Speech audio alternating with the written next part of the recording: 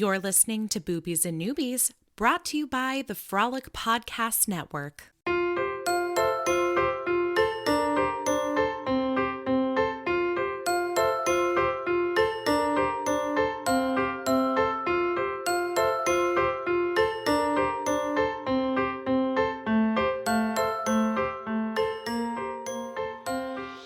Welcome to Boobies and Newbies, the podcast that asks novice romance readers to think outside the dick in a box and brave the unbridled world of erotica. I'm your host, Kelly Reynolds, and our Hot for Hollywood theme continues today with what is definitely one of my favorite reads of 2021 thus far. Who knew these Hollywood-themed romances would have me feeling so many emotions?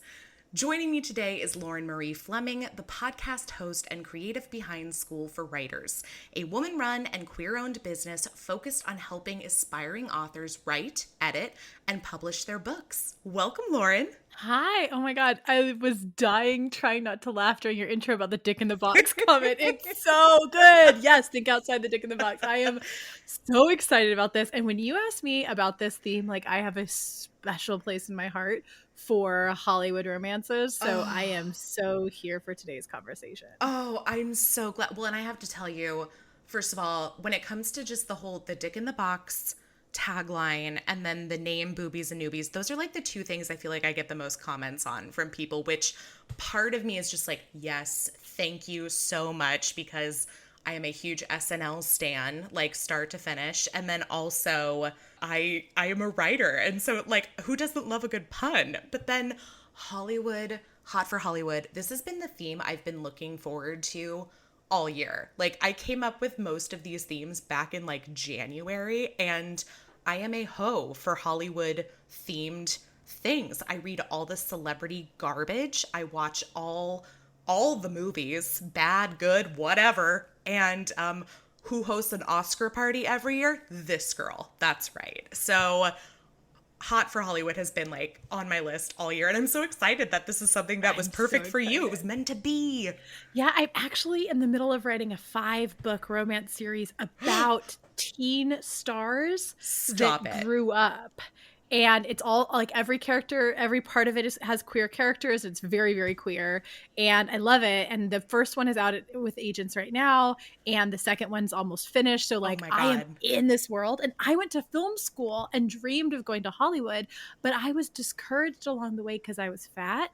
And so I'm writing fat characters that are actually making it in Hollywood and queer characters that are making it in Hollywood. Bravo. So when you were like, do you want to read about queer Hollywood characters? I was like, I don't want nothing more in my life.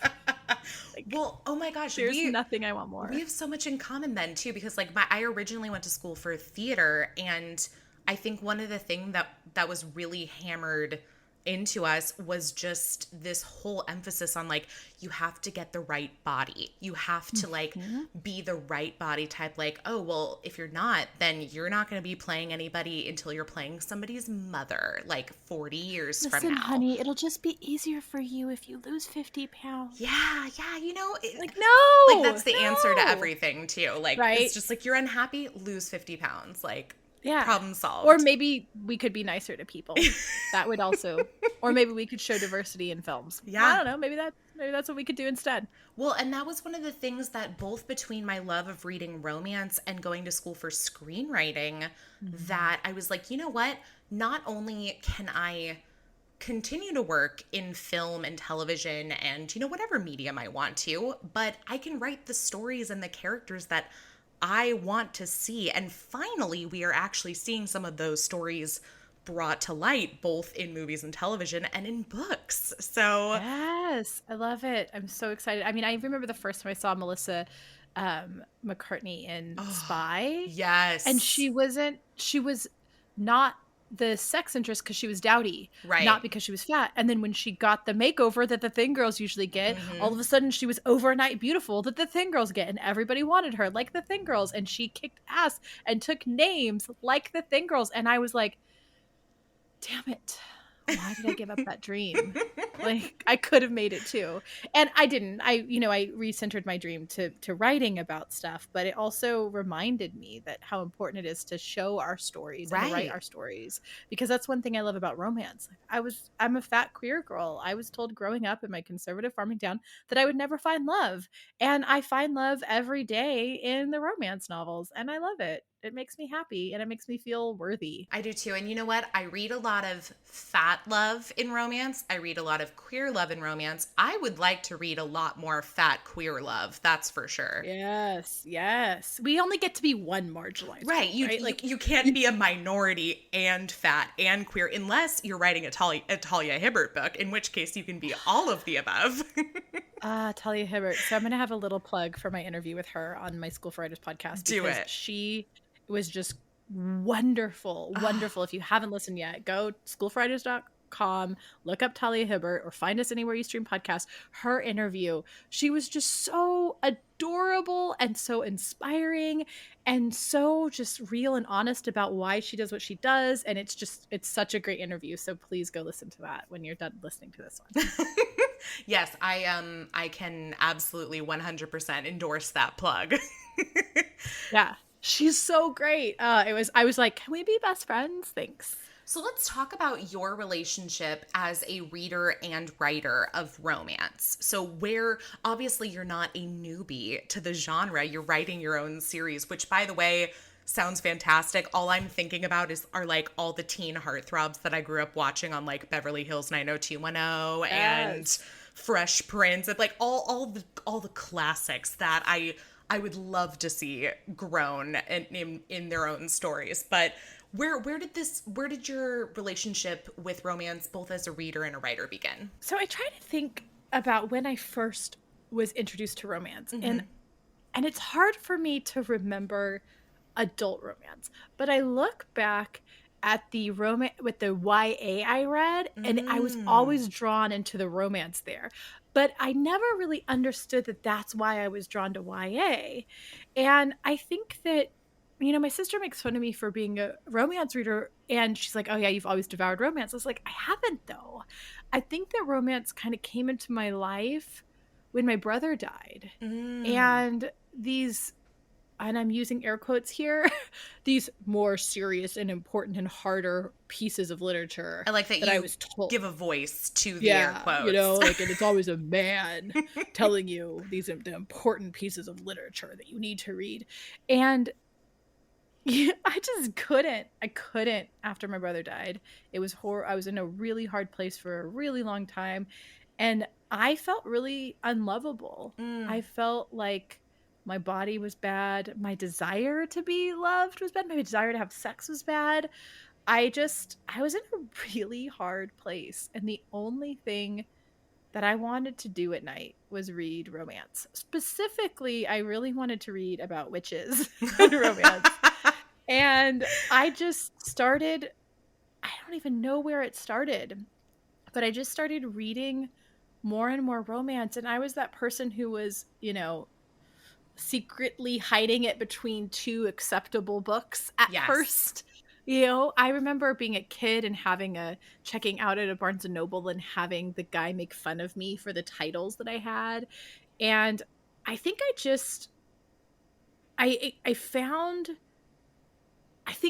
I think Jasmine Guillory really helped me step into the pride of being a romance reader. And now I'm like, romance is the most important genre out there. Come at me, bro. Yes. But I think it was Jasmine Guillory, and I think the really like nail in the coffin, although that sounds more, negative, but the really thing that turned me over was Jasmine Guillory's Time piece about the importance of reading Black Joy. And it came out during the George Floyd murder protests that everyone started reading all these really deep texts about Black trauma. And I think that that's an important education for people to have. But as Jasmine Guillory pointed out in that Time piece, which if you haven't read it, it's definitely worth reading. There's also something when you only read about diverse people's trauma, when all we are is some shitty coming out story, when all we are is like being shot by cops. Yep. And all we are is, you know, our inability to do anything as a person with neurodiversity or differently abled. And so I was already leaning into diversity in romance. I was already telling everyone I knew that it was so important for them to read diverse love. Mm-hmm.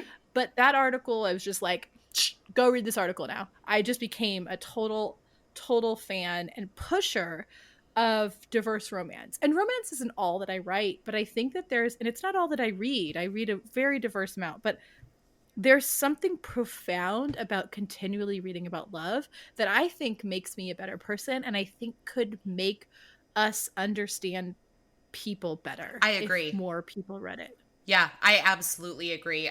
Because to me, love is the most profound theme, universal theme. Like, I think, I mean, we hear it all the time in songs. We hear it all the time in movies that, you know, nothing, what is it? Love conquers all. All you need is love. She was woken up with true love's kiss. I mean, it's the theme that always conquers anything else. And I think because of that, it's something that anybody should be able to connect with. You know, whether they're willing to sit down and read a romance novel is another thing, but that's the whole reason I started the podcast, is to maybe put a romance novel into the hands of one or two folks who maybe hadn't thought about it before, just to see if maybe it changed their mind about what these books are doing, and that they're not just, I'm going to put on my deep quote unquote voice now. I pictured this man wearing a sweater vest.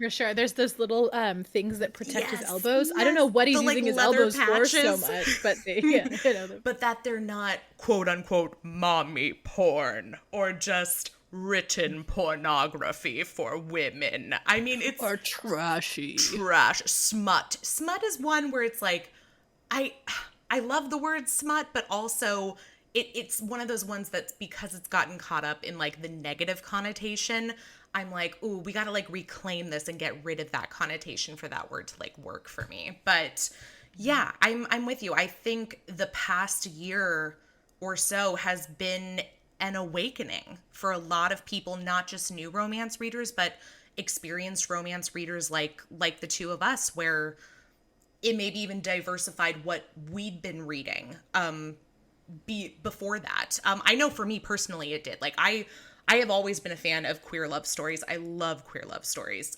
But I have been made a lot more conscious choices in the last year, especially in the following of George Floyd's murder and the timepiece that you mentioned. It was Time, right?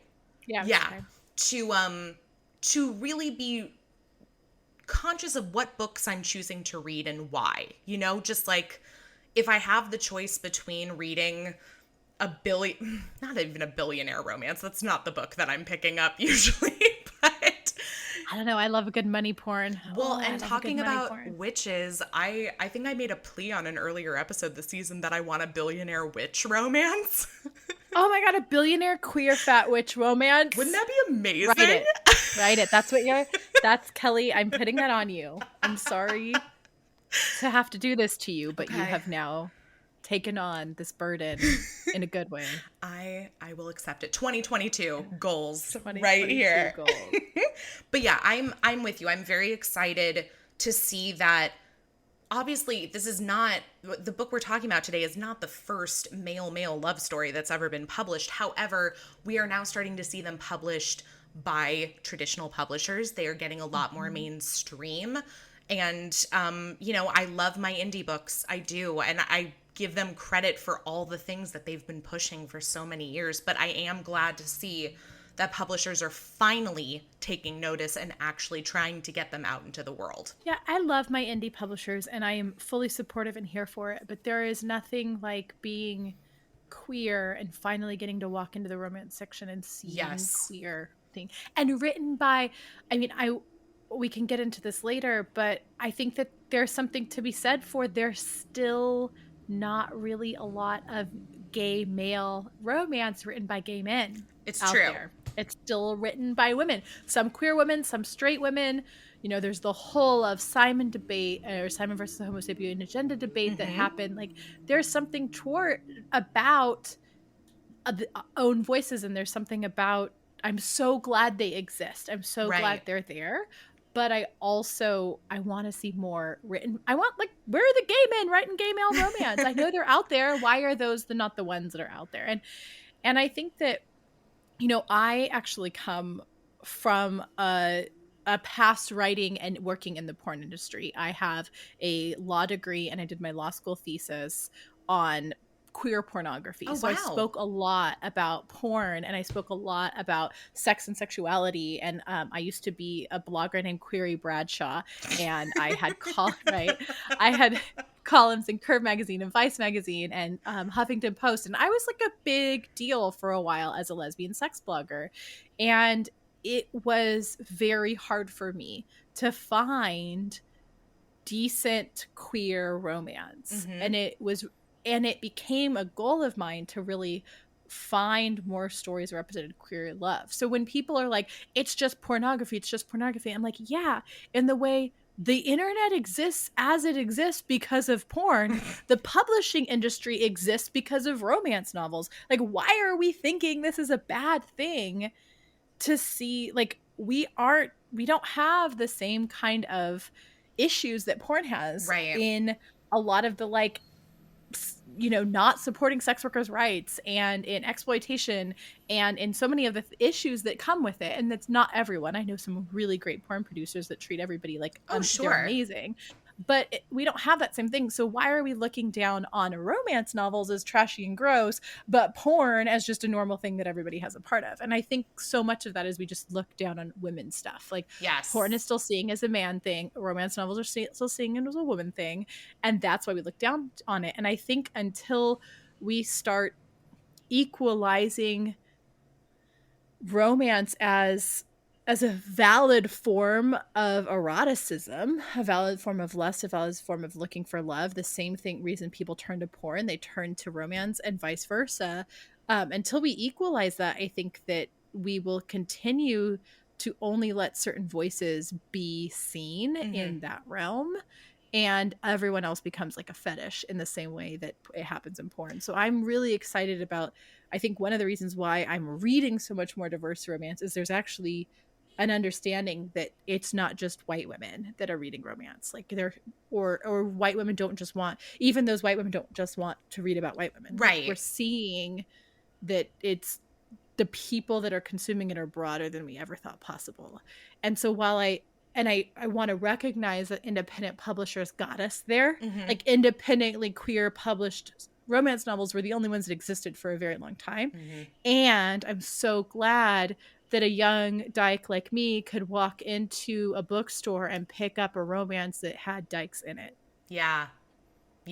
No, I mean, you're absolutely right. And it's interesting to see, like, what is going to be sort of the impetus for change. Like, what is going to be the moment where, or is there a moment? Because it's, you know, having the recognition that not just, you know, cishet white women are the ones reading romance, because they're not, and they're also not the only ones who are writing romance, that when is it going to be like the point where, like, reading, we don't have to say specifically, this is a queer romance between two men, that you can just say, I read this fantastic romance novel, you know, the hero falls in love with the other hero, blah, blah.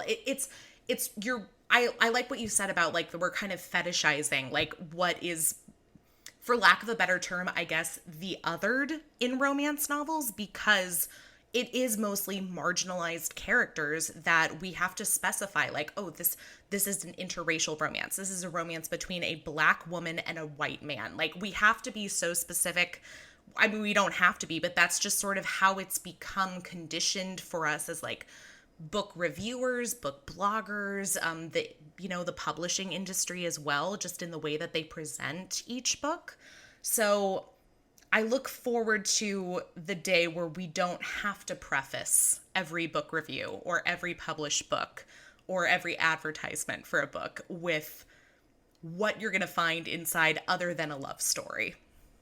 Or we preface, or we start prefacing. You know, one of the things I've been trying to do is preface what we consider the base. Yeah. Like, this is a woman who falls in love with a man. Great. So white woman who falls in love with a white man, like prefacing all of it in that same way as a kind of an equalizer. I know that isn't the same, and I understand there's so much around it, but yeah, I'm with you. Like, when is it not, and when does those love stories get to be about more than just their trauma? Yeah. Oh, you know, for how sure. much of the gay love stories are these like horrific coming out stories? Which is one of the things that I loved about, because I'm not a big fan of reading coming out stories as like the narrative for the character in a book, whether it's a romance or another book. It's the same with, I'm not that interested in reading a book with a fat heroine where her entire narrative is about her self-conscious or body image issues. Yep. Like, and so, or like trying to lose weight, or right, and like then at the end she comes to terms with herself,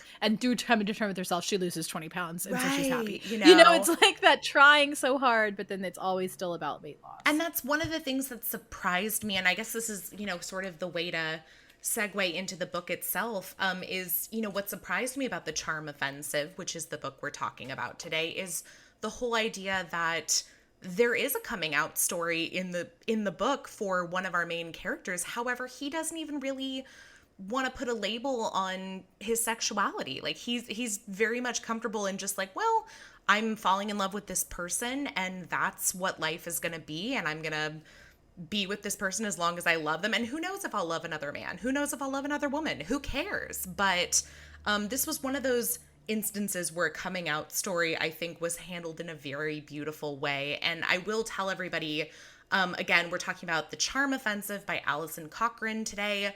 I do know how to pronounce her last name for once, because I actually had the pleasure of speaking with Alison.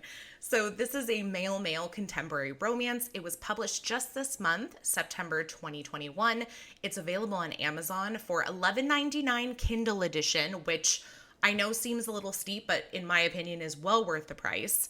And I want to give a special shout out to Atria Books and Simon & Schuster for the early galley copy. Also, if you want to hear more behind the scenes chat about the book, you can actually check out my Steamy Spotlight interview with the author herself, Alison Cochrun.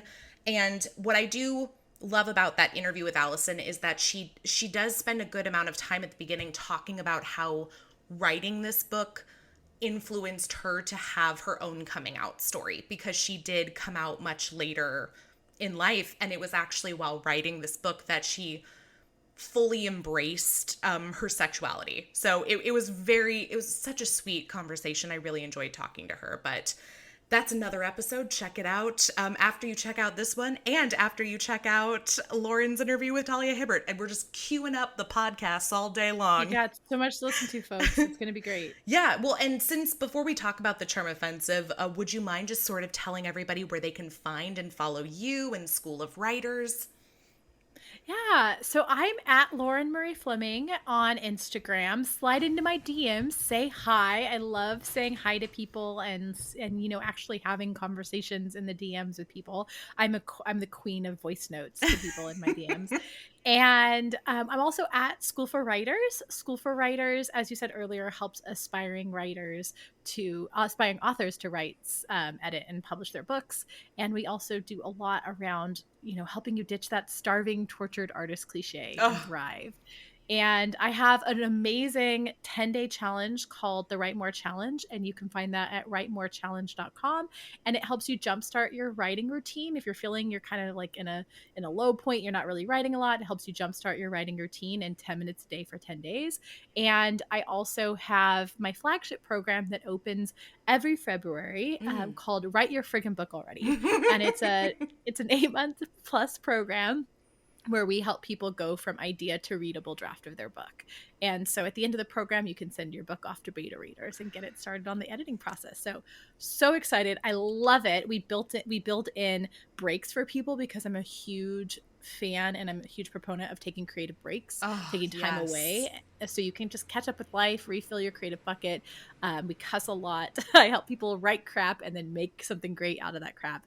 And then also you can find us at the School for Writers podcast. We're anywhere that you can listen to podcasts. We're also on YouTube if you're more visual or you need some, if you need the subtitles. And schoolforwriters.com has all of that information for you. You were just ticking off all my boxes and like, yeah, I'm a box ticker. I mean, you're talking like, oh, if you're having trouble like establishing a writing routine, yep. If you want to, you know, actually get that book written and then sent off to, yep. So I sense myself going to the School for Writers in the very near future. So if anybody wants to join me, come on over.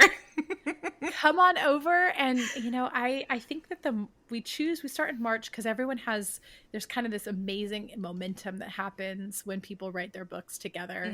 Yes. And so we do it every March as one big cohort. Like, let's all do this together. And it's lovely and wonderful. And I love it. I love it too. Oh my goodness. Well, yeah, I'm excited. I am absolutely going to check it out. And we're going to take a quick break and then return for our conversation about the Charm Offensive. So everybody make sure you stick around because we will be right back with our review and ratings. And we're back. So I'm going to go ahead and give everybody a brief-ish synopsis for the Charm Offensive, and then we will dive into our review. So here we go. Once again, this is the Charm Offensive by Alison Cochrun. Ooh, I'm going to go ahead and issue a warning that I am terrible with name pronunciation from the very get-go, and that is specifically because we have a character of color who I am just going to butcher their name probably. So my apologies in advance. Deshpande has always believed in fairy tales. So it's no wonder then that he spent his career crafting them on the long-running reality dating show Ever After. As the most successful producer in the franchise's history, Dev always scripts the perfect love story for his contestants, even as his own love life crashes and burns. But then the show casts disgraced tech wunderkid Charlie Winshaw as its star. Charlie is far from the romantic Prince Charming Ever After expects. He doesn't believe in true love and only agreed to the show as a last-ditch effort to rehabilitate his image. In front of the cameras, he's a stiff, anxious mess with no idea how to date 20 women on national television. Behind the scenes, he's cold, awkward, and emotionally closed off.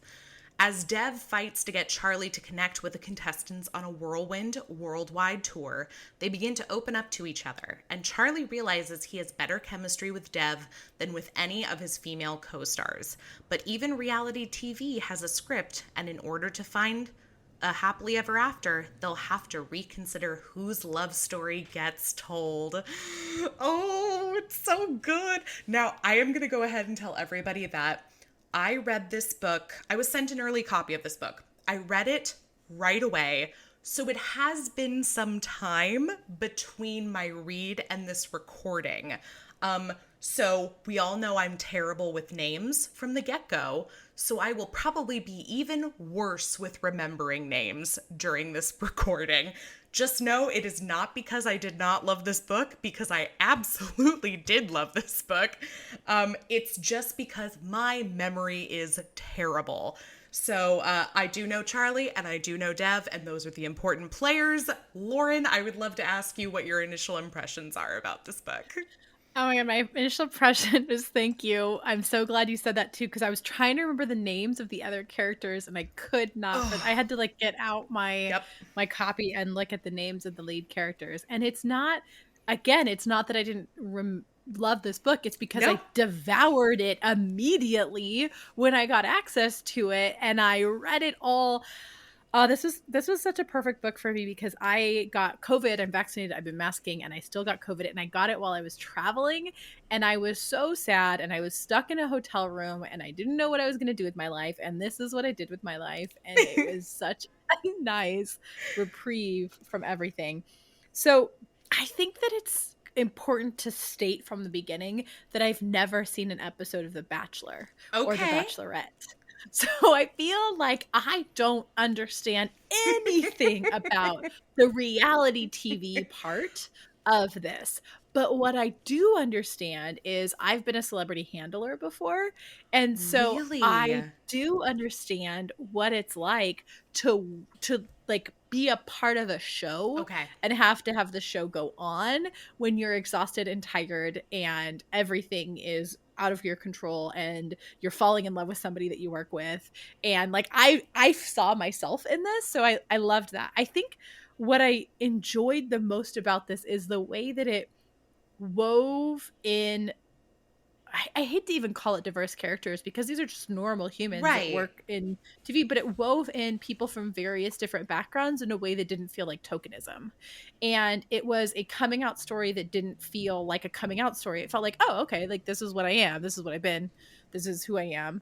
I just, I'm falling for this person. And just, it was so matter of fact. And it wasn't traumatic because it was gay. It was traumatic because you're falling for someone that you're not supposed to be falling for and you don't know if they like you. Which is so universal to gay, straight, so bi, universal. whoever you are. Yeah. And so I just, it was so cute. It was the characters are so cute. It hurts. I loved every single character with the exception of like the dickweed like network producer or whoever the guy was that was like clearly trying to like tamp down the gay in the show, because I mean he just was terrible, but he loses his job. It's great. But it was a woman producer. Was it the okay, the head Maureen, I think it was her name. There you go. See, and I'm so used to it being a male character that's like the one that usually is kind of telling everybody to like, okay, just suppress like what,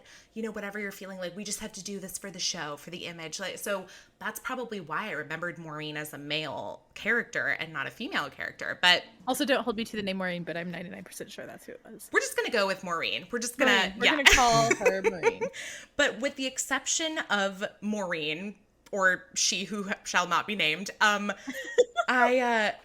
God, I loved everyone. I loved everybody. I loved the whole found family aspect of everybody who works on this show. Now, I actually do have a background working in reality television. And I will say between that and the fact that I have binge watched the show Unreal like 5 times, that is basically... this book confirmed everything that I already knew to be true about reality TV. And if you haven't watched Unreal, I totally recommend it. I don't even know what it is. Okay, it's sort of like the dark take on The Bachelor, but it's a scripted show. So it's about a show that, if it's not called Ever After, it's called something similar like Happy Endings or, Perfect Ending, something like that. And it's about the producing team that works on a show like The Bachelor and all the manipulative bullshit they do with each of the contestants, and that one of the main producers has a hookup with the guy who's the bachelor. And it's just, there were so many things while reading this that I'm like, oh my God, that's so real. Oh my God. And what I love about Unreal is if people have watched it and they're like, yeah, but that's all crazy talk because it's scripted.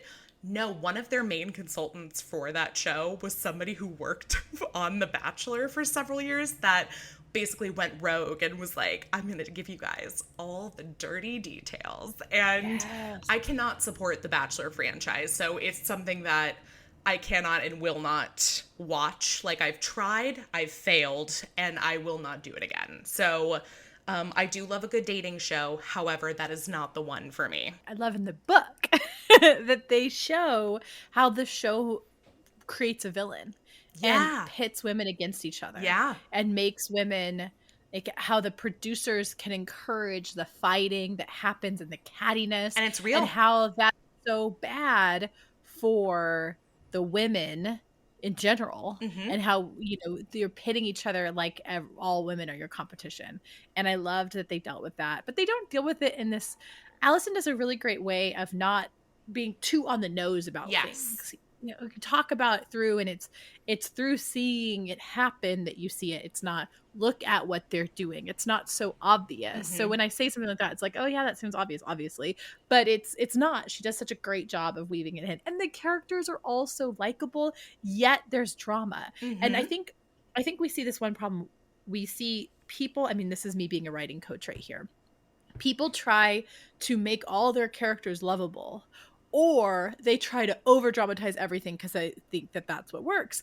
And Alison found this really great medium where there was lots of up and down drama that you want, that like page turner, oh my god, are they going to get together? Oh, they're not. Oh, they are. Oh, they're not. Oh, they're not. You know, that you love in romance, while also having characters that are nuanced and that, you know, there is no evil villain. There's the one exec, but you also understand she's trying to save the only thing she's had in her life as a show.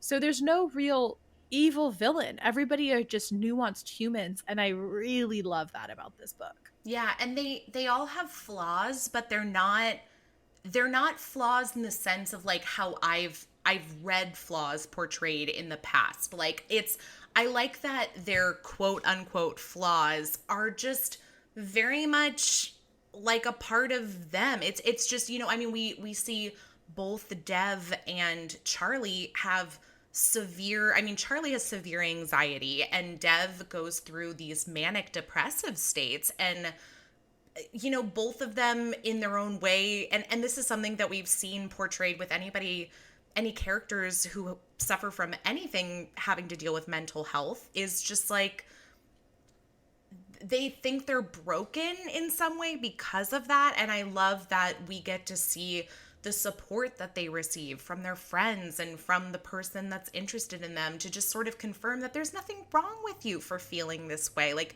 this is very, very healthy for you to at least be taking care of yourself in the way that you know you need to be taken care of. Not trying to suppress your depression, but knowing that when you are going through a manic depressive state, that you're going to need some time away. You're going to need to like curl up inside and not eat and, you know, or see people. And yes, we know that's not healthy, but also they know that it's coming. They know that this is part of something that they will continue to experience for the rest of their life, that they will deal with anxiety, that they will deal with depression. And it's not like they need this person that they're falling in love with to fix them, because that's something that I really don't like in romance, is like, I guess sort of the offshoot of like the manic pixie dream girl, of just like, I fell in love with the person that has now cured everything wrong with me. It's one of my least favorite things to read, and I'm so glad that is not the case in this book. No, I think you're so right there. Instead of curing them, they just hold space. Yeah. They hold space for them to work through it on their own. And I think I love that they deal with OCD in a way that's not, you know, oh, I'm OCD, I like to keep everything clean. That actually shows real neurodiversity and shows real, you know, I think potentially autism too. They don't really put a lot of an actual name on the diagnosis, which I think is great. They just show these symptoms of neurodiversity that I recognized with. I mean, I've very much connected with Dev. I am that person who can go and be the life of the party, and then suddenly depression hits and everyone's like, who are you? You're a whole different person. Right. Why are you sitting in the corner sad? And I'm like, I get sad too. Yeah. I get sad too. And so I really love, and that's what I love about romance is seeing people with neurodiversity that are able to have people actually meet them where they're at, not try to fix them, not be the cure-all, but meet them where they're at. And Alison Cochrun did such a great job here of showing Dev meeting Charlie where Charlie was at, and then Dev allowing Charlie that in return, right? Because there's always that person, there's like the broken one and the fixed one in a relationship. And this showed, no, we're both humans who are dealing with human things, and those are not things that are broken that need to be fixed. They're just, but they are things that affect our relationship. So how can we work with it? Yeah, I agree. I like what you said too about just like the fact that Alison never diagnoses Charlie for, you know, whether he's autistic, whether he, you know, has diagnosed OCD, you know, whatever it might be, because it's very similar in the way that she treats his sexuality, in that he's having an experience with a man for the first time, and we find out that when he and Dev do sleep together, he's a virgin. He's never had sex with anybody before, and that it's, you know, people keep trying to maybe help him find a label. And I do like the conversation that Charlie has with, I'm going to forget I'm going to forget whoever the character's name is at this point, but I want to say she was the PA that works with them, where she says, you know, sometimes I like having a label. Like, I like knowing that I am demisexual or I am bisexual. And again, this is me forgetting because it's been a while since I read the book, but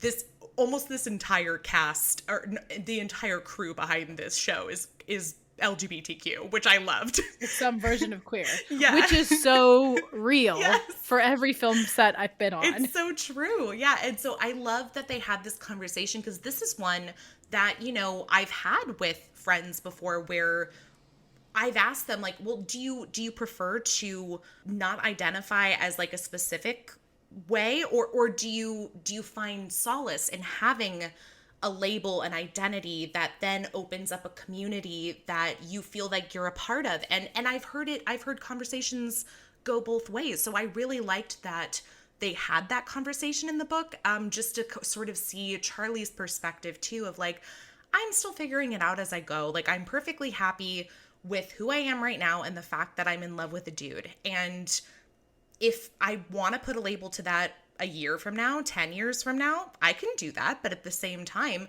maybe it'll change. Maybe whatever that label is will change. Maybe there'll be a new label like in the future. So I have no idea, and I don't have to put a label on it. And I really enjoyed that. I loved that part too, because I'm a writer. I love labels. Yes. In fact, I had a whole blog post go viral once about the importance of actually labeling ourselves, because and then letting our labels change. Yes. Because labeling myself as lesbian was labeling myself as bisexual was a huge deal when I was 12. Labeling myself as a lesbian was a huge deal when I was 22. Labeling myself as queer was a huge deal when I was 30. Who knows what's going to do as I come up on my 40th. It changes. Genderqueer is a label that has been something that's been really beautiful for me. Femme has been a label that's been beautiful for me. And I'm a writer. I want to be able to label people. I want to be able to give them adjectives, I want them to be able to choose those adjectives for themselves. And I want them to be able to have those adjectives change and be interchangeable. And so I love that conversation that was had, that was like, one character said labels are important for me. The other character said, I don't want a label. And they both respected exactly what the other person said. They didn't diminish anybody's point of view or opinion. And that's what I really liked about Alison's writing. And, you know, this is her debut novel. So I'm very excited to see what comes next for her. And we talk a little bit about what comes next for her and what she's got in the works in her listen interview. To that one, everybody. But the way that it feels so real. Like, the conversations that they have, and just sort of the mutual respect on like everybody's part, and that there's no right or wrong way to be, whether it's the right or wrong way to be in love, the right or wrong way to identify, you know, I mean, it's just such an open book in terms of like everybody and the way they treat each other, that I'm like, oh God, I know I've seen it compared to Red, White, and Royal Blue in a lot of reviews, which is a book that I adored. And I absolutely can see the comparison, just because that was another book that I read where I was like, I feel like this is a slightly idealized version of like what we wish the world looked like. And I will say, I think this is maybe a little bit more real and attainable to me versus like Red, White, and Royal Blue. Then again, that one is also about the son of the president falling in love with a Prince of England. So maybe that's the part. So it's going to be a little farcical. Maybe that's the part that. That removed me out of reality a little bit. But there's something about this, and it could be my connection also to just like working in TV, that it just felt so real to me. And I think there's people out there who haven't read male romance or any sort of queer romance, where they might read it and be like, this isn't like, why, who are all these queer characters in one book? And for a lot of us, that's just our lives. That's just what life looks like. So I love that she's putting this out there, and oh God, it made me so happy. And I posted about it, which is something that I hardly ever do, on Instagram right after I read it, with like this emotional Instagram story about how it made me feel things that I actually cried while reading it, which I do not have feelings. I am dead inside. So the fact that there's a reason I read romance, like I need to feel something. And this book made me feel everything, which is what I really liked about it. I love that for you, and I love that for other readers.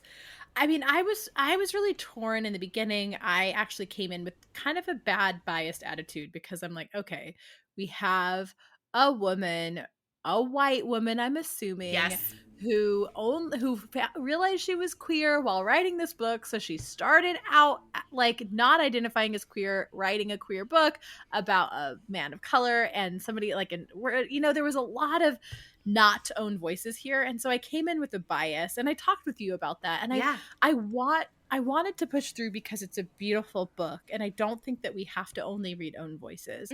But I did have a bias. I was like, okay, is this going to be, Red, White, and Royal Blue was another one that I had a bias of. I was like, I love these characters so much, and my heart breaks that I don't get to see gay men actually writing gay male romance, that I have yet to read and that's something on myself I need to look out in it. But when I'm a member of the local Romance Writers of America, and there's a couple gay men there, I'm like, awesome, what are your books? They're like, no, we write under women's names. Yikes. Like, you can't sell, we can't sell our books as gay men.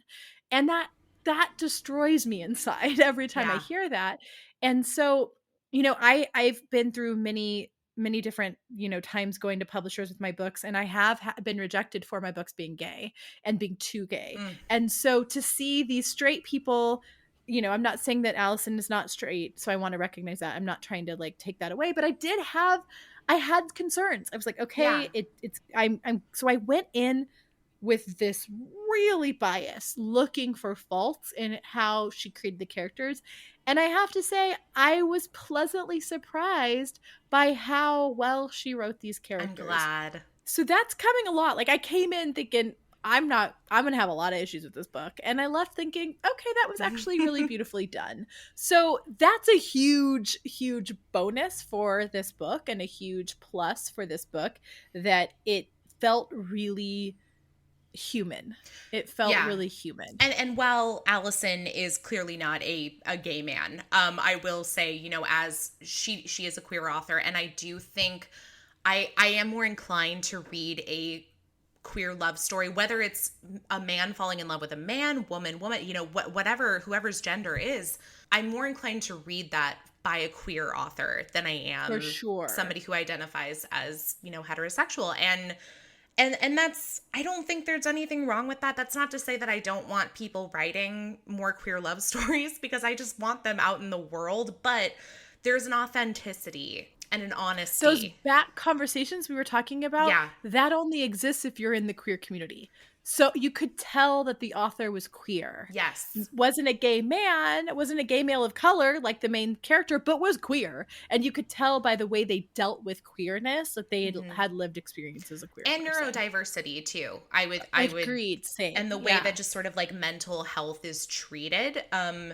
I do think, and that's something that we did have in our conversation as well, in that episode with Alison. So, well, and I love that she talks about neurodiversity too, because it's not just, these characters aren't just about their sexuality. They're also neurodiverse. They're also people of color. Like, there's so many intersectionalities happening layers in one. And I loved that. And you could tell that she had experienced some of that herself, which I appreciate. I don't think everything needs to be own voices, but I appreciated there were aspects of own voices to this. Yeah, I agree. I absolutely agree. So when I go out and I write my, fat queer witch billionaire romance, I mean, I am not a billionaire and I don't identify as queer, but I am a fat witch. So I am absolutely here to, to write that story. And there will be elements of my own voice in there, and I will absolutely use sensitivity readers for the other elements, because that is what good writers do. Yes. I mean, one of my characters in my series is about gay men, and I'm gonna have a gay male co-author. Like, that's just, there are ways to get around this, and I don't think it's like, I'm not knocking people who are writing diversity. It's like, I'm so glad this book exists, and I want to read more romance from gay men about gay men written by gay men. So it's an and thing. I do too. And you know what? I actually saw this like requested on Twitter recently. And so I'm going to go back and find that thread, and then you and I are going to make a list of books to check out. Yes. So Yes. we I will love that. revisit that. But okay, back to you. Any other notes as far as like either, characters or plot or anything before we get into maybe the sexier bits of the story? I think that it's really cool that the women on the show were given humanity, were Yes. given space too, and they developed. So the women, so this is kind of like The Bachelor, the bachelorettes vying for the man's love are humans that had reasons they came on this show. They're not just some characters, some pathetic people who were like longing for love in any way they possibly can, which I think we often think of people in these reality shows as. It's either that or they want more followers for like their gym or fitness program. Exactly. And they start it with, I'm here because I need more followers for my fitness program, but I'm also a complex human whose every single person is there to like benefit themselves, and they're complex humans that care about the other people around them. And I loved that about it. I think that the way that Alison Cochrun developed the other characters was inspiring as a writer, and as I'm a huge fan. Notting Hill is my favorite romance movie. Gosh, I love that movie. You take Hugh Grant and Julia Roberts out of it, it's still a great friggin' movie. His friend group in that movie. And this is why I know a lot of people have issues with Richard Curtis, or like Richard Curtis movies in general, because they think that he treats women poorly in his stories. Case in point, see Emma Thompson's character in Love Actually, like crying over Joni Mitchell. But I would go and listen to Clouds. Yeah. If I found out on Christmas Eve that someone was cheating on me, I would go listen to Joni Mitchell. I would too. And that's the thing is I think he does like torture his female characters more than his male characters in his movies, but it brings so much nuance. Like those parts, as an actor, those are parts I would want to play in those movies. And Notting Hill is a perfect example of like the found family that, I mean, we're talking about like late 90s, early 2000s. Yeah. Like this was pre what we're seeing and reading today. So yeah, that's between that movie and this book. Oh my God, I would be happy to live in either of these worlds with these characters. Yeah, I think I might actually pick Notting Hill over that, just because I went there right before the pandemic and was planning on going back during the pandemic and staying for a while. So I'm like longing to be meandering the streets of Notting Hill. But I think that there's a beauty in a really well built and really well developed ensemble. Yes. And this is something as a writing coach I talk to my clients about all the time. It's like, who are around your main characters? Even if you're writing nonfiction, who's around you? Yeah. What are your clients if it's prescriptive nonfiction?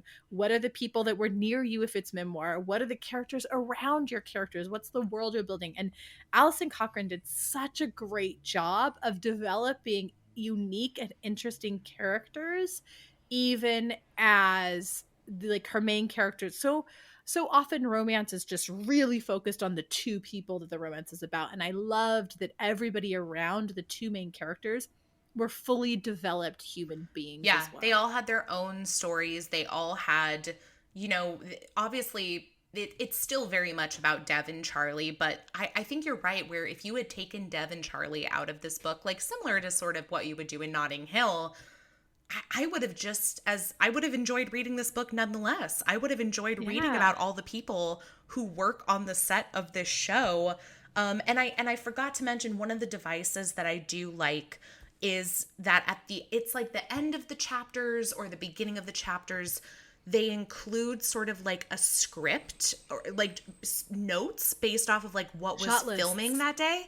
Yeah. And as somebody who used to have to like go through stuff like that, I, on the one hand, found it really entertaining just to like relive that. But also, we had this conversation when we were talking about rockstar romances this past month was, do you like to read lyrics in a book? Like, or is it kind of only giving you half of it? Like, is it harder to read it and envision it as it would be like versus like listening to the song, like, you know, and some people are divided. I think some people really enjoy that added element, and I think some people are like, I just skip over this, and I don't think it's wrong, whatever you do as a reader. However, I think I'd like to believe that whether it's a song or it's the shot list from the Charm Offensive, the author is making a conscious choice to include these in this book, in this particular place, for a reason.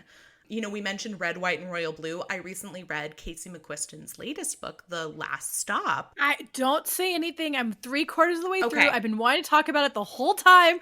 I won't. The whole time I kept being like, we got to bring it up. The only thing I'm going to mention that's similar is that at the beginning of chapters in One Last Stop, you see missed connection ads from Craigslist, or you see news clippings from papers of the past, you know, when we still read newspapers. And it ties in perfectly to what's going on in that chapter.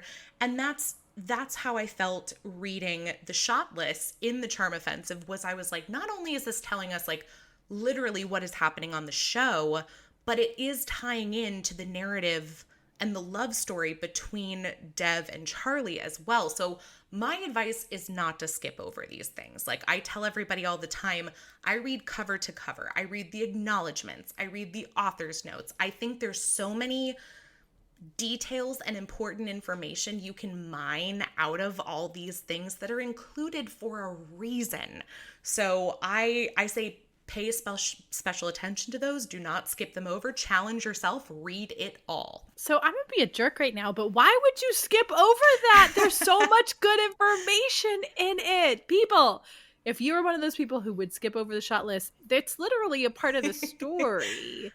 So yeah, I'm guilty when it comes to song lyrics. Like sometimes when I read like a musician romance, I have a hard time picturing like what kind of music they make based off of the song lyrics, which is very evident in our review of Baking with a Rock Star, because my guest and I spent a good 5 minutes arguing about what kind of musician the guy was. If he was a Hosier or if he was a Luke Bryan. Like we ran the gambit. I'm gonna put that on the author. You shouldn't be wondering whether that's country or whatever you would describe Hosier as.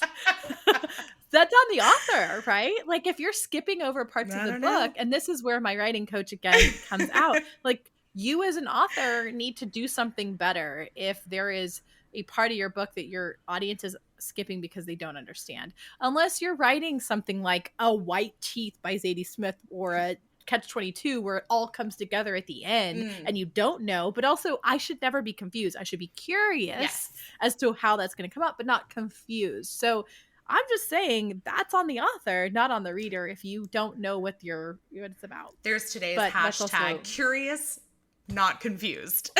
Curious, not confused.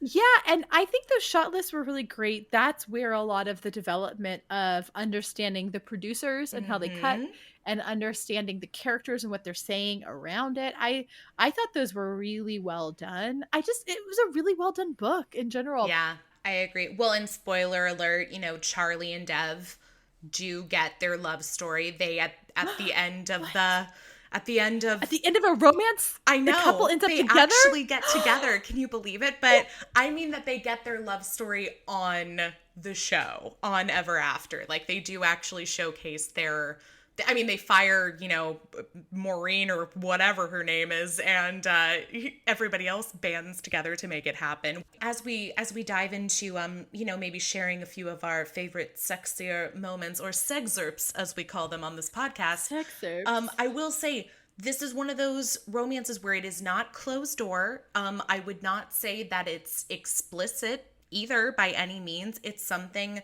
that I think in an episode earlier this year we talked about door-ajar with the chain on the back, where you can peek in and there's something going on, but you can't get the full picture. And I've never heard that term closed door romance, but that's so appropriate, right? Like I've always heard the steamy level, like how steamy is it? But I love closed door romance. I mean, I don't I tend to be a more show me that open Oh, door me too. romance Me kind too. of gal. I want the door But off the hinges, like open wide. Yeah. I mean, I worked in porn for a while. Like give me the goods. But I really I like that idea of the chain open. Yeah. Like you can peek in, but it's not a full frontal. I think that's a good way to describe the sex scenes in this book. That's kind of where I'm going with this one, just because I think it was from our accidentally engaged episode by Farah Haran, which, by the way, such a good book. So good. So many yummy foods. And they talk about him having a foot fetish. Thank you. We talked about that in the episode, and she mentions like that she doesn't want to get a UTI, so she goes to pee after. It was all my favorite things in a book. That is such a great, I've been thinking of that book this whole time too, how it brings together so much intersectionality and so many of the things I want. Yes, that is another book. Another episode to go listen to after you listen to all the other ones. So you got this one, you got Talia Hibbert, you got Alison Cochrun, and you got Accidentally Engaged one. So there you go. But you're gonna be so fit from walking so much. This is like a solid like afternoon to evening walk around a lake. Your house is gonna be clean. You clean with all these episodes. We have you, people. We're here for you. Yeah, it's good. Honestly, it's motivation for myself too, because that's when I get my best cleaning done, is when listening to podcasts. So now I'm so excited to go clean my house and listen to the one about Accidentally Engaged. Yeah, I will say it has a similar vibe in terms of like the sexual content in this book. Like it's door-ajar. We do get like, a little bit of action. However, it's not super explicit. Like this is something where, I was just talking about this with a teacher friend where I was like, do you have any, romance novels or like new adult romance or young adult romance, like in your library, in your classroom? And she told me, I haven't really thought about it. I was like, we're gonna think about it. That's what we're gonna do. And so this is one where I think if I was like a high school English teacher, I would feel comfortable like having this book on my shelf to share with students. But maybe that's just me. I don't know. I'm a really bad judge of that. My sister is a 7th grade teacher, and I'm like, oh yeah, this is totally kid appropriate. She's like, Lauren, this is rated X. This is not kid appropriate. We probably are closer then to the same train of thought of what is like deemed appropriate or not. Right. But I just figured like, I'll say kids, but I mean kids in terms of like under 18. Like I just figure they're seeing everything on like TikTok and video games and movies and even just the damn news that I'm like, they can read a book where 2 men have sex. That is okay. Yeah. Can we talk? Okay, let's delve into the sex because this is really exciting. I love that Charlie's friend left him like a little bag of condom and some photos and some like drawings of like, okay, here's what happens. Because I think like we see straight sex all the time and we are still confused as to how straight sex happens.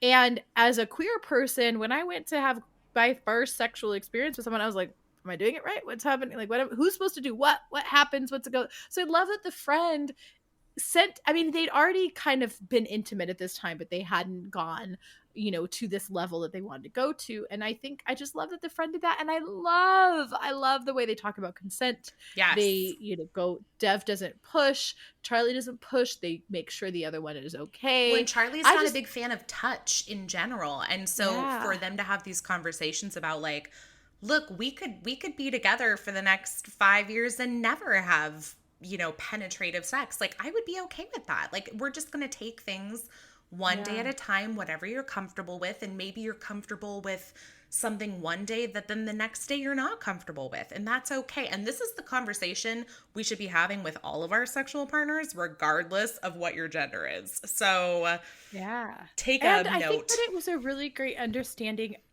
To go back to Talia Hibbert, I talked about this in the Eve Brown book that she did, and to go back to Helen Wong too, understanding neurodiverse people's need to ease into sex in a different way, in a different style. I have a friend who loves being touched hard, but not soft. And understanding that if I give her a hug, I press really hard. If you go soft, she has both neurodiversity and lupus. And so her nerves, if you touch her soft, it's like she's on fire. And I was thinking of her and the way we had to negotiate me giving her hugs. She has to negotiate sex with people. She needs hard pressure. She can't have softness. And it reminded me a little bit of that in this book. And I just love seeing people having real conversations that we have to have. Who's on top? Who's are you using a condom? What are you doing? What's your sexual history? Does that feel good? Do you like that? How do you like to be touched? What do you want? These things, I'm going to go pee afterwards. Like these things that actually matter. Do you want to be hugged afterwards? Do you want to be left alone afterwards?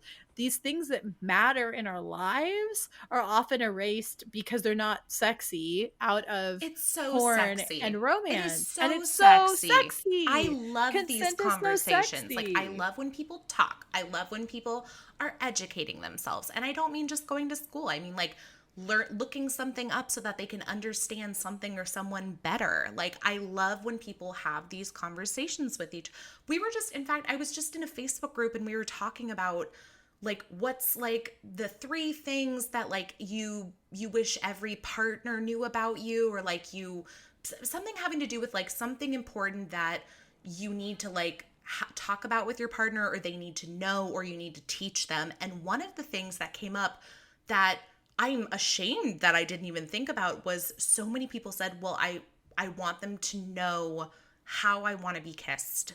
And I was like, oh my gosh, that is so fantastic that people are having this conversation with their partner. And I thought about it, and I don't think I've actually ever read that in a romance novel, is like the conversation between 2 characters about, this is the way that I like to be kissed. We talk a lot about how somebody likes to be fucked. Satisfaction Guaranteed had that. Okay, and that's one that I actually have on my shelf that I haven't read yet. Yeah, I think Satisfaction Guaranteed. I was like, I just read a book. I read a lot of romance. I read a lot of books. I read at least a book a week. But I think it was Satisfaction. I'm looking back at my behind me because you all can't see, I have a bookshelf. I think it was Satisfaction Guaranteed talked about how you like to be kissed. Okay, well, if it's something I read one recently. Book out of all the many, right? We need more. Like that's something that, you know, even with all the conversations that I talk about on the show that I want to see in romance, that's one that I hadn't even considered before. My mind had just jumped automatically to the heavier stuff and getting into, you know, the bedroom, but dialing it back and just thinking about the introductory moments. Can I kiss you? How do you like to be kissed? More erotic than can I kiss you? Yeah. How do you like to be kissed? Oh, if someone came to me at that, I'd be like, if somebody asked me, how do you like to be kissed? Oh my God. I'm excited right now just thinking about it. There you go. I'm going to put it into the fat witch, queer billionaire. I'm here for it, billionaire. I'm really excited to go back to labels. I'm really excited, one, that you're going to eventually become own voices for the billionaire part 2 of that. Fat witch queer. Excited about that part. And 2, like where are the billionaire romances written by billionaires? We got to work on that. Work on becoming the billionaires to write them. 2, I love what you were talking about education and looking up. And this is actually one of the reasons why I love giving labels to people I'm dating and getting labels from people I'm dating. Because then I can look it up and be like, here is this thing. What part of that do you identify with? So we think of autism as this one thing. We think of OCD as this one thing. We think of borderline personality disorder as this one thing. Queerness is this one thing. But they're different. But like now I have this label to go and read up on. And then I can come back to you and be like, I did some research. Does this identify with you? I would find that hot. I don't know why. Yeah. I think this is something that a lot of people would find very hot. And because it shows an interest. It shows your interest in wanting to know. Usually we see it in romance novels showing an interest in somebody's hobbies or showing an interest in like their you're child. A farmer. Let me learn about John Deere. You know? I bought a pair of boots. And it's just like... I mean, I'm here for the farmer romance. Don't get me wrong. My dad's a farmer, so like I've got many country road romances. Good, but there is something beautiful in like, hey, I'm a farmer with like or learn about farming. I don't know. I just think it's really hot when people learn about the things that you are. Yeah, more than just what you do or what you like in terms of like we focus so heavily on like what somebody's job is or like what their career aspirations are. And it's like, I want to know more about the person. I want to know more about what makes them tick and like who they are as opposed to what they do. So yeah, I'm guilty of that because I really love what people do because I think that's what you do is more than just your job.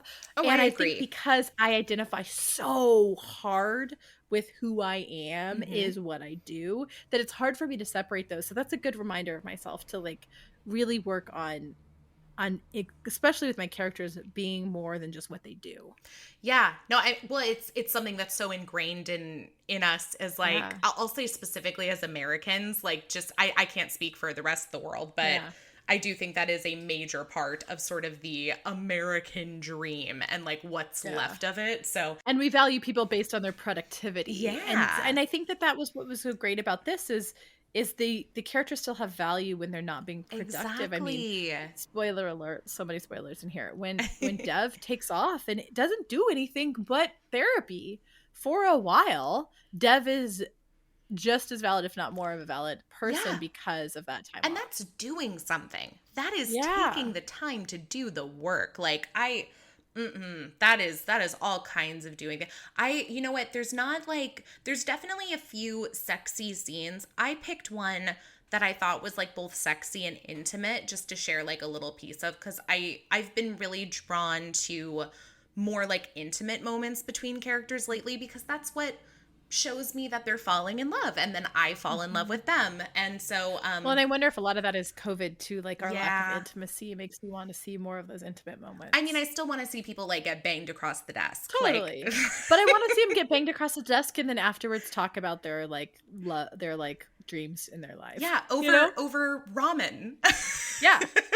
Like, hey, let's bang and then go get ramen and talk about our like what we want to do with our lives. Like what exactly. Our dreams So I'm going to start with there's a piece of quote from Dev and then a little bit after that. So this is later in the book. Dev says, "And I think if that were my life, then no, Charlie, I wouldn't care that you've never had sex with anyone else. And I wouldn't care if you weren't sexually attracted to anyone else. It would be pretty wonderful knowing you'd chosen me." Dev shakes out his arms again, shaking off that beautiful version of their lives they can never reach. But Charlie wants to reach it. He wants to reach and keep reaching.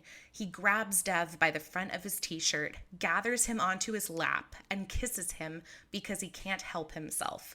Dev's fingers in his hair and Charlie's arms around Dev's waist, and the beautiful simplicity of kissing someone who always accepts him, who understands his brain, who doesn't want to change him or put him in boxes, who only wants him to be more of himself. Oh my gosh. I'm just gonna cry again. Cheers. Like it's so beautiful. Like it's just, they have a beautiful love story, and beauty does not come without mess. Like there's also mess in it, and I love that. I love mess. Marie Kondo up in here, but I love that it's just so, it almost feels like high school love in a way, like but like not toxic high school love that we've been so I was gonna say, but these characters conditioned. are so advanced emotionally. Yeah, it's like if you took a 30-year-old and you were like, hey, you get to go relive high school, but you get to relive high school with everything that you know and everything that you've learned up until now. And if that was your experience of like first love and like, you know, what is she like, simplicity and kisses, and it would be so much better than actual high school love. Like I'm gonna push back on that idea because I think kind of the opposite. It doesn't feel at all like high school love to me. It feels like true adult companionship love. It feels like the deep love where someone can actually see you and meet you where you're at. Oh, for sure. It feels like love where someone's not falling in love because falling in love is fun and you're young and you're supposed to fall in love. It feels like falling in love because we found each other and we found someone who can meet us where we're at. And even though it's new for Charlie, I think it's not new for Dev. And Yeah, maybe I think that, for Charlie, it feels there's a youngness to it, there's a newness to it, but both of them seem to come with this maturity that, Mm-hmm. I'm about to be 39, and I always assumed that by this age, that excitement of the first kiss would be gone. But every time I have a first kiss with somebody, and every time I go on a first date, and every time am in a new relationship, I find that giddiness of childhood is still there, but with this even deeper understanding of humanness that I think Alison Cochrun does such a great job. There's such a maturity to the characters and to the way they love each other Yeah. and meet each other where they're at. That's not saviorism. That's not trying to fix them. That's just holding space for who someone is and how they are. What I mean by when I say high school love is the idea that, and this is something I've seen people having conversations about a lot lately surrounding romance, is like missing the moments of kisses, of like holding someone's neck, of like, as opposed to just like jumping right into bed, or going from enemies to literal lovers. Like having these moments of like, I talk about it all the time whenever I read a romance that has dry humping in it. Like, I love it. I'm like, I love these moments. I love when people are just making out and it doesn't lead to sex. I love when people are having these long kisses, or like they're just touching each other, but like it's not necessarily sexual. Like, I love these moments, and I guess I just attribute them with like a more introductory version of dating and love, which is usually high school. Like, not for everybody. I mean, I didn't really start dating until college, so I guess for me it would be like college love. But it's just the version of what I think of as like high school love, is just taking a little bit more time and, not really knowing what we're gonna do and like where things are leading. We're just kind of here and now, as opposed to having an end game, and the end game is sex. I love that you said that, because that actually does make sense to me. Okay. The like high school moving forward.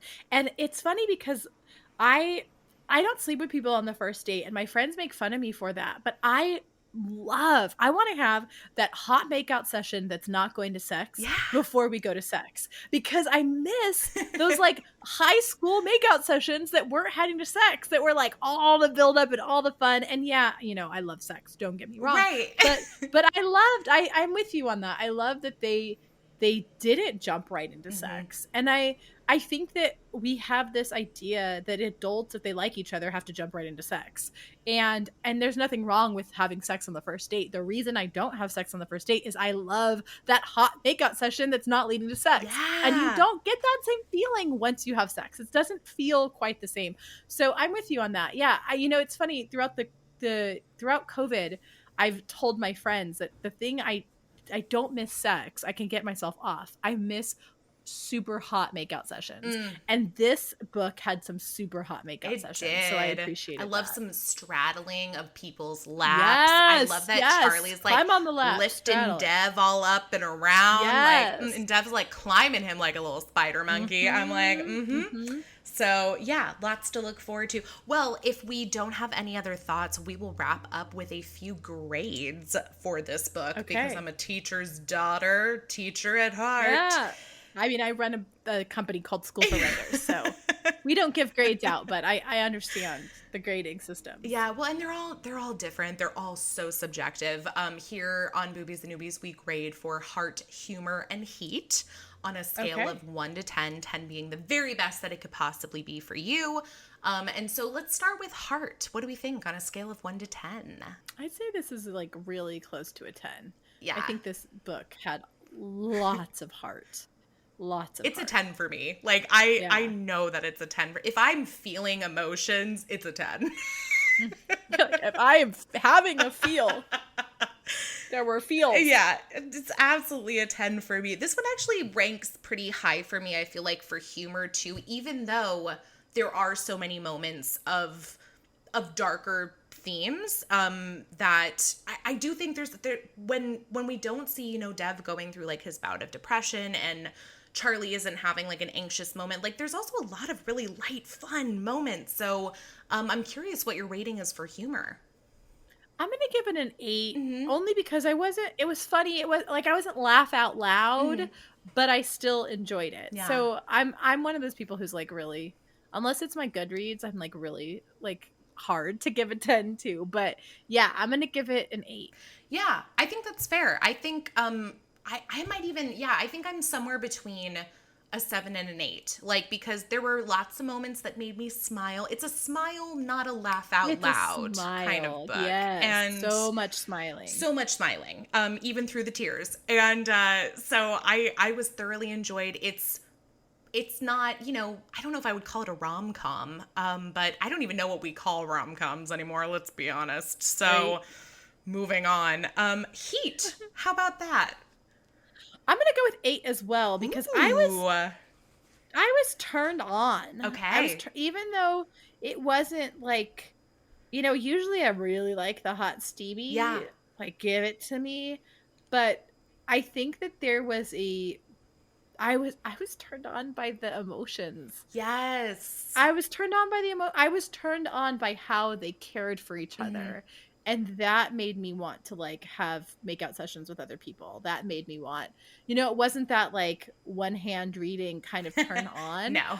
But it was a like a deeper emotional turn on. So I'm gonna give that an 8. I'm actually gonna give Yeah, I'm gonna preface this a couple ways for people, because I will say personally, I'm with you in that for me, this is what I would think of as like an 8, because I was just so stimulated by like their conversations and like their openness and everything that I'm like, oh my God, I want the two of you to have sex so badly. Like, because I am just rooting for you from my core. The flip side of it is I feel like in terms of other books that we've talked about for the podcast and ones that I set a bar really high with the Heat being Nikki Sloan or like Katie Robert as like my top 10 who write predominantly erotic romance, very steamy, very hot. And so if I'm measuring it up against that scale, it's probably going to be somewhere closer to like a 6 or a 7. Yeah, maybe even like a 5. Yeah, like I generally, when I see sex on the page, it's at least a 5 for me. And so we do get that. We do get a few steamy scenes. I would say like it's not as explicit as other ones I've read. So I would probably go with a 6 in terms of that. But personally speaking, I loved them and I was very much invested in their relationship, whether they had sex or not. They could have never had sex in this book and I would have been perfectly happy as well. Same. So, but I was extra happy that they did. Yeah. Yeah. So, well, overall then it sounds like a good experience for us both. Yeah, and it was great. I'm excited to see what Alison writes next. I know that she's working on a story between two women, and you can hear a little bit more about that in our interview together. But what about you? What's up next? And anything in terms of reading or writing that you'd like to accomplish this year? Yeah, so I just got my first Body Bookworms box. Are you familiar with Body Bookworms? I am.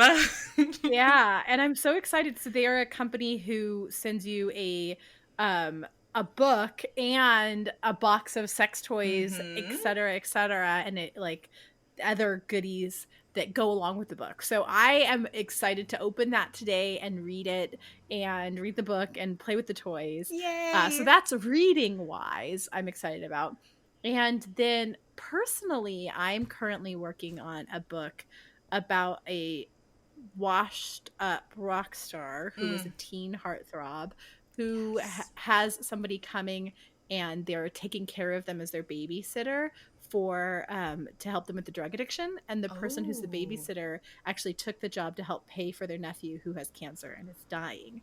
So she's helping keep this person from killing themselves while her nephew's dying of cancer. And so those are the kind of romances I write. Whoa. That like have some deep shit in it, because I've had 4 family members with cancer and stuff. So I'm in that, how do I make this beautiful and romancy and also like sad and heartbreaking? And you can do it. I know you can do it. So That's what I'm currently working on. And then in my company, School for Writers, we are currently have our wait list open for our Write Your Friggin' Book Already group that's coming up again in 2020, at the beginning of the year 2022. And then we just revamped our Write More Challenge. So it's even better than before. And that's at writemorechallenge.com. And or all of that is at schoolforwriters.com. And we're planning our season 3 of the podcast with some really great authors that are both friends of mine and people that I've approached that want to be on it. So I'm super excited about the lineup we have for that starts. We're finishing out season 2 right now, and we're starting to record season 3. So I'm super excited. Oh my gosh, so much to look forward to. I can't believe, first of all, that 2022 is like just around the bend, because 2022, folks. I'm still living in 2019. Like I don't even 2020 didn't count. It was a leap year. It's so wild, but I'm excited for you, for the podcast, for what you're writing, for what you're reading. I hope you love Body Bookworms. I am a longtime subscriber. I've also talked about them on the show many times. So I hope you like their stuff, but I'm so glad that we made this happen, and thank you so much for joining me today, Lauren. Yes, thank you so much for having me. I will always happily talk about romance novels, so this was a dream. And now everybody can go listen to all those other episodes that we mentioned. Yes, we have that whole list. Happy listening, y'all.